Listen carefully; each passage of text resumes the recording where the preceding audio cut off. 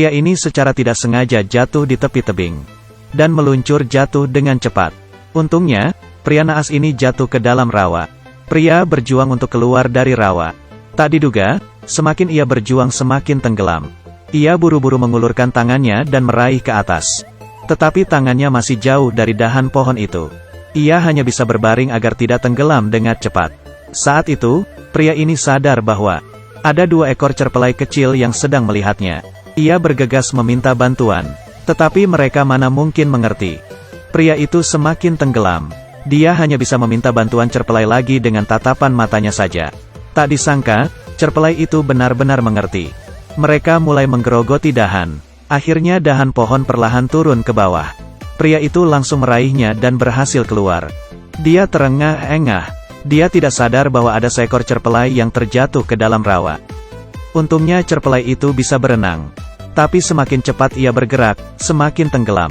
Setelah beberapa saat, cerpelai itu tidak bergerak lagi. Cerpelai yang di atas pohon sangat panik.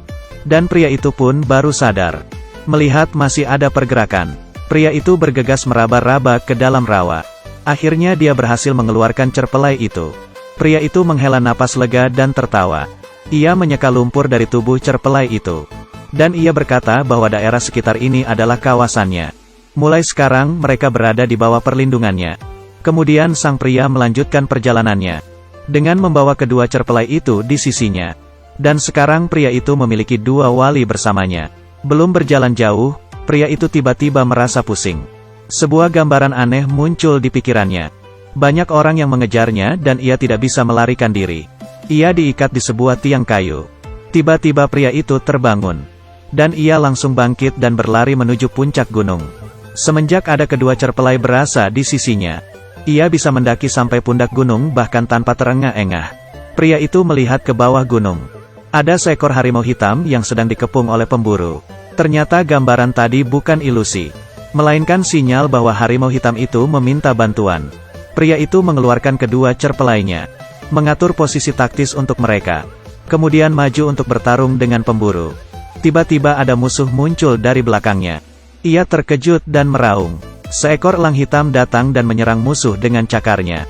Di saat bersamaan, kedua cerpelai itu pun beraksi. Mereka mengambil anak panah dari panah pemburu. Pemburu menemukan anak panahnya hilang. Terpaksa ia harus menggunakan pedang pendek. Pria itu langsung mengeluarkan pedang besar dan maju untuk bertarung. Pemburu itu berhasil dikalahkan. Kemudian pria itu memotong tali ikatan harimau. Si harimau melepaskan diri dan menyerang pemburu terakhir. Saat pria itu hendak pergi, dia melihat elang hitam tadi melayang di atasnya. Enggan pergi, siap mengikutinya. Harimau pun mendekat dan ikut dengan pria itu. Pria ini bernama Dar. Ia terlahir dengan kemampuan telepati dengan hewan. Tetapi karena itu, dia dianggap terkutuk. Desanya juga dibantai oleh penyihir dan suku barbar. Hanya dia sendiri yang selamat. Dan ia bersumpah akan membalas dendam klannya. Seekor harimau hitam muncul dari hutan. Sang gadis tercengang ketakutan. Tiba-tiba seorang pria memeluknya dari belakang. Pria itu berusaha menenangkan sang gadis. Setelah sang gadis tenang, pria itu melepaskannya. Kemudian bergerak maju perlahan. Pria itu membusungkan dadanya dan menoleh ke gadis itu dengan bangga. Harimau itu tertegun dan terduduk dengan patuh. Pria itu memberi isyarat agar ia pergi. Tetapi harimau itu tidak merespon. Tiba-tiba pria itu teriak keras. Harimau pun baru menyelinap pergi dengan malas-malasan. Akhirnya pria itu berhasil menjadi pahlawan setelah bekerja sama dengan harimau. Ia dengan bangga berjalan ke gadis itu. Tak diduga, gadis itu berbalik pergi karena malu. Tidak berhasil menggoda gadis itu, sang pria sangat kesal. Dia menepuk badan harimau untuk meredakan rasa malunya. Setelah berkonsultasi dengan cerpelai, ia bertekad untuk mendapatkan gadis itu. Jadi sang pria pergi mengejar gadis itu sepanjang jalan. Tetapi gadis itu tidak pernah terlihat. Saat malam tiba, pria itu sampai di sebuah gunung yang aneh bentuknya. Ia berjalan masuk tanpa keraguan. Lampu di dalamnya menyala terang. Sebuah lampu gantung bercahaya putih yang tampak seperti embrio. Pria itu menemukan seorang pria paruh baya di dalamnya. Ia merasakan ada sesuatu yang aneh. Tiba-tiba ia menemukan sekelompok burung berwujud manusia berdiri di depannya. Ia langsung mengeluarkan pedangnya dan menyelamatkan pria di dalam sangkar itu. Pria parubaya itu bergegas melarikan diri. Burung berwujud manusia merentangkan sayapnya dan membawa pria parubaya itu masuk ke pelukannya. Sekejap, cairan hijau keluar dari bawah kaki burung itu, dan pria parubaya itu meninggal. Sang pria mengepalkan pedangnya dan siap untuk bertarung. Dan kelompok burung berwujud manusia itu perlahan mendekatinya. Dia panik dan harimau hitam di sampingnya juga ikut tertegun. Tiba-tiba elang hitam terbang datang dan berhenti di tangan pria itu. Burung berwujud manusia itu semua tiba-tiba mundur.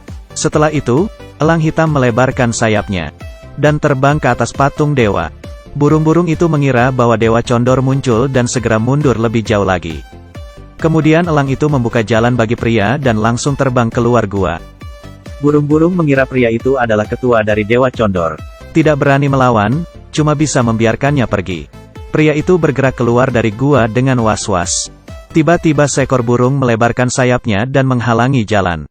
Ia tidak menyakiti pria itu, melainkan memberinya sebuah penden misterius.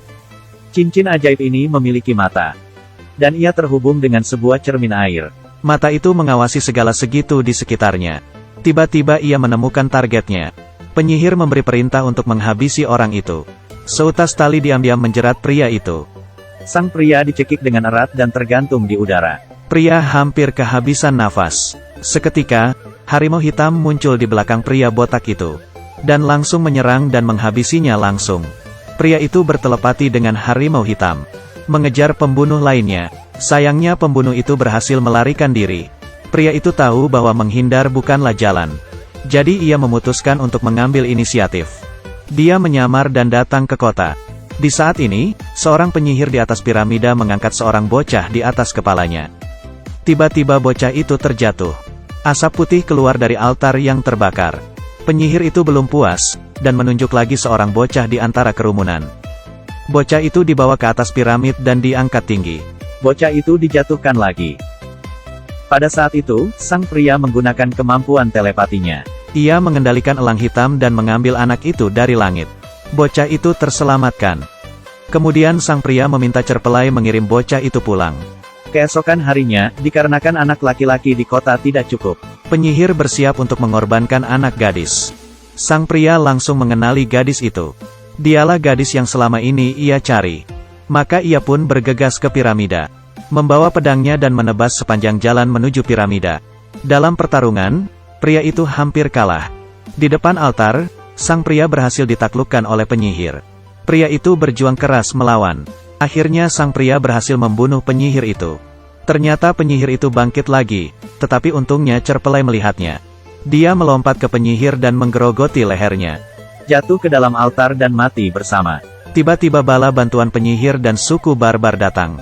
Para rakyat mulai melakukan serangan untuk melawan musuh. Sang pria melemparkan penden misterius kepada elang hitam untuk mencari bala bantuan. Pertempuran berlanjut hingga malam, kekuatan rakyat berangsur lemah, dan tembok pertahanan akan segera hancur. Pada saat itu, elang hitam kembali dengan membawa kelompok burung berwujud manusia. Mereka mulai beraksi menyerang musuh. Musuh lenyap satu persatu dalam waktu singkat. Pertempuran berakhir, sang pria tidak hanya berhasil membalas dendamnya, bahkan juga memenangkan dukungan rakyat. Tetapi sang pria tidak bermaksud untuk menjadi pemimpin. Ia melepas segalanya, dan memulai hidup baru bersama gadis yang ia cintai.